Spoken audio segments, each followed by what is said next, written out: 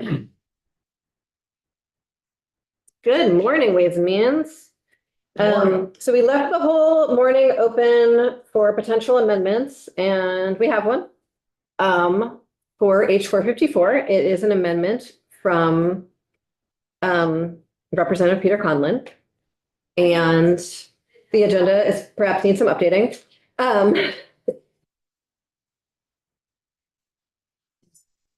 And so Representative Conlon, do you want to join us? And so in terms of like some degree of context, folks, remember we did a strike all amendment. And so the education portion, if any amendments need to be made to sort of the education committee's portion of the bill, they're actually amendments to the Ways and Means amendment. And so we are hearing Representative Conlon and company's amendment, but it's really amending the language that they created. So in our strike all amendment. yes. So we don't have much philosophical jurisdiction over it. However, it is actually our amendment that needs to be amended. So here he is. Thank you, Peter. All right, thank you. So this is a bill from members of the House Education Committee, and this amendment was straw polled in our committee unanimously, 10-0-1. And so what it does is it adds some language to the charge of the Commission on the Future of Public Education. If you are looking at the bill itself as amended by Ways and Means on page, just to orient you, it's page 11, line 1. Folks, this is also in the calendar, and Sorcia's bringing it up on the screen for us. I just can't tell you where it is in the calendar. But essentially it is adding language to section 1, the bill, in subdivision little e 2, big A, Roman numeral 4. But what I will do for your benefit is I will read sort of the intro line and then tell you where the amendment starts. So if you happen to be on the bill as, I guess, passed out by approach ultimately, on page 11 of 157, it says, quote, in developing its recommendations to the commission, in developing its recommendations, the commission shall consider the following topics.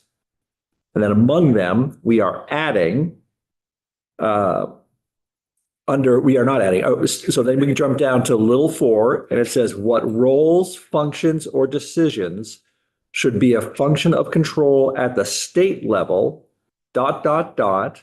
Well, and then adding the new language in the amendment, including whether there should be a process for the community served by an elementary school to have a voice in decisions regarding school closures, and if so, recommendations for what that process shall entail. Thank you. So again, this is in developing its recommendations, the commission shall consider the following topics. Then drop down a little further. What roles, functions, or decisions should be a function of control at the state level? Sam. Sorry. It's okay. And then adding this proposed language, including whether there should be a process for the community served by an elementary school to have a voice in decisions regarding school closures, and if so, recommendations for what that process shall entail.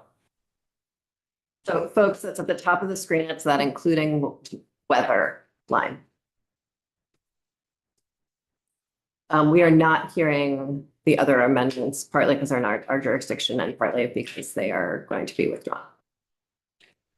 Yeah, and I only told you what this is. I didn't tell you why this is. Oh, that would be great. Yeah. So, really throughout this process, there's been a lot of concern and I would say angst over what big change like we are proposing might mean for smaller schools, and especially obviously in rural areas.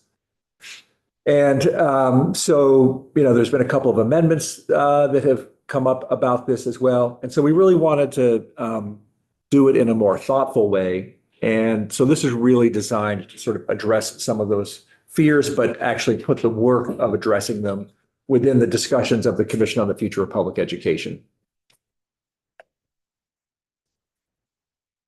Rep. Conlon, it's like it's just making it explicit that they have to consider this. I think that that's a very fair way of putting it, yeah. Any further questions? Yeah. Thank you. Thank you, for the amendment. I'll bear the members the longer version of that saying, but as it be very poignantly a number of years ago with regard to the original Act 200, Act 46, and the other work that we've done, that we need to address the question, which this amendment does, of what things should happen at the local level, where the input should be from the local, which from the regional, and which from the agency. And so I'm very thankful that you're bringing this forward and saying explicitly, expressly, either one, both of them.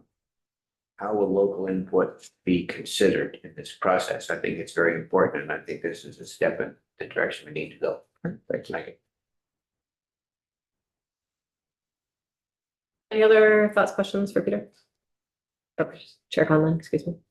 Okay, seeing none, this is just a straw poll, folks. To support this amendment from Representative Conlon and some other people. I would move that we find. We don't have to do that, it's just a straw poll. That we just vote on it. Great. Representative Burkhart, can you? Are we calling the roll or are we just drop rolling where we raise our hands? All those in. Let's raise our hands. All those in favor? So it's one. All those opposed? We have 2 people missing. Okay. Okay. Thank you very much. Thank you all very much. And Folks, wait, nope. 1 second. We might have another amendment. I don't know. Please, do your very best to stay attached to your telephones. Great. And look at them for Sorsha to send word. But we are possibly done for the day.